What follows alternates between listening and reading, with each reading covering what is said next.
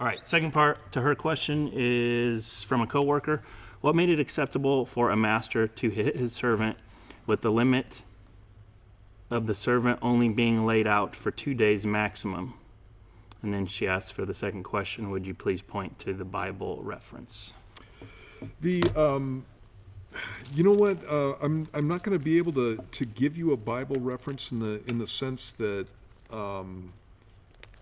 giving you the reasons for that. What we're talking about is a complete cultural difference between what we have going on nowadays and what was going on even 100 years ago in our culture, or even 150 years ago. When you're talking about beating a servant, what you're talking about is an adult spanking.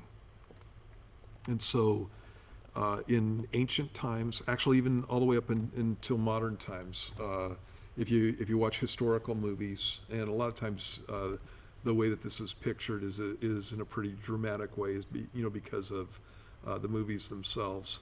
It's a movie, and so they want it to be dramatic. But if a guy in the military got out of line, what he got was a flogging. And so they take him up and they take him out, they strap him up, and they give him 10 lashes. And it was a punishment for out of control behavior or out of line behavior. And it was exactly the same kind of thing that the Bible talks about as far as disciplining children. I said exactly the same thing. It's not exactly the same thing. The Bible talks about rod for the fool's back. I need to get you this reference so that you know what it is. Let me get there real quick. I'm going to go into Proverbs. Proverbs 26:3 says, "A whip for the horse, a bridle for the donkey, and a rod for the fool's back." Let's see.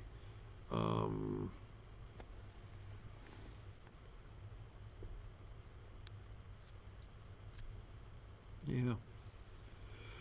Wisdom is found on the lips of him who has understanding, but a rod is for the back of him who is devoid of understanding. And so, there's a number of proverbs that speak about this. There's another proverb that talks about blows that hurt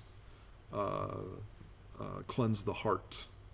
And the reason that this was done during those times is because they didn't have prisons. Nowadays, what we do is when somebody gets out of line in a certain area, we take them to court, and they are the punishment that we have for them is we incarcerate them. And so we take them and we put them in a cell, and they stay in the cell for a certain amount of time, and they eat the food that we give them, and they do the things that we allow them to do, and that's our form of punishment.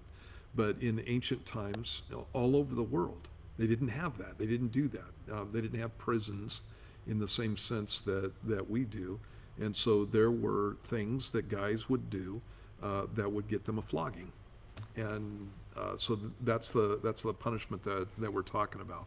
When you're talking about the passage in Exodus with the servants there, a flogging obviously hurt, and the issue that was taking place in that passage is dealing with somebody who beat his servant to the point where he was beating him to death.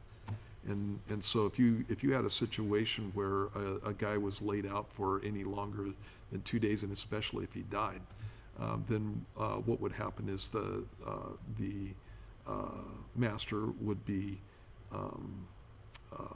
he would be prosecuted for manslaughter. Obviously not murder, because he most likely was not trying to murder the guy, but that kind of thing. And so it's just a cultural difference.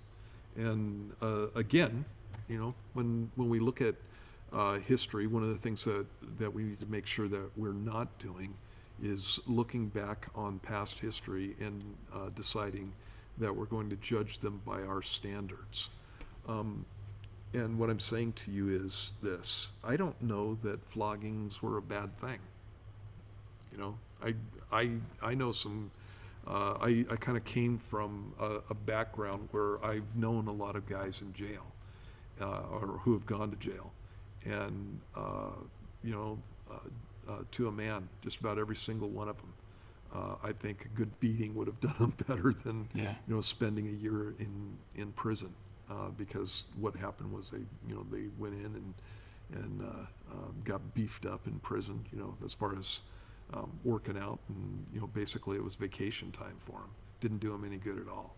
And Well, I mean, look so- at the deterrent, right? Yeah. Just look at our society as a whole. yeah, We don't have those deterrents, and look at just the junk that we deal with. Yeah. Probably wasn't the case Right. at this time over in Israel. yeah, and even with prisons, there are certain crimes that if you commit them and you go into jail or you go into prison, the prisoners are going to take care of it. Yep. And Absolutely. and you're gonna get at the very least a beating for those things, and that's a deterrent.